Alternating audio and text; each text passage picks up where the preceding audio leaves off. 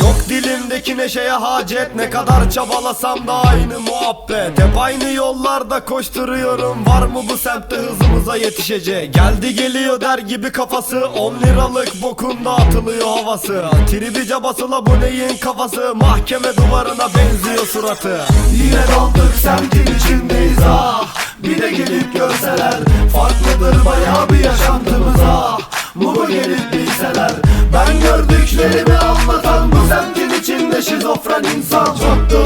Ara bul buralarda, her köşe başında var makara yapan. Karısı kızı hep ayrı havalarda, ev dere kenarı der ki Bodrum'da. Ah bir de tekstil ipleri olmasa, tarakla tararsın o bıyıkları lan. Gizleme der ki yüzünü Kezban, ah bir kere gülsen lan canım kurban. Ben gülemem ki gülüşünüz olmasa, neşemizdeyiz herkes yolunda. Herkesin diline doladık ismini, gavur milleti bile biliyor semti. Avusturya'dan mı bu Amerika'dan soruyorlar bize bağcılar dedi mi? Oturuşumuza taktı ahali, ünlüdür bu şekil her yerde hani. Sen bizim ev kira olsa ne yazar, yine mi kitlediler Mame Hacı? Nike giyer zengin cool olur, aga biz giyince neden hırsız oluyoruz?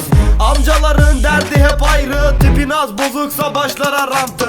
Ve tabi yandın bak peşindeler, nah yakalarsın ahmak mı sandın? Semtimde bana posta mı koyuyorsun, askerliği beraber mi yaptı? Yine daldık semtin içindeyiz ah, bir de gelip görseler. Farklıdır bayağı bir yaşantımız ah, Mugo gelip bilseler. Ben gördüklerimi anlatan bu semtin içinde şizofren insan çoktur. Ara bul buralarda, her köşe başında var makara yapan.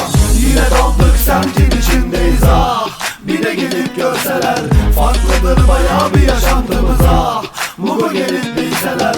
Ben gördüklerimi anlatan bu semtin içinde şizofren insan çoktur.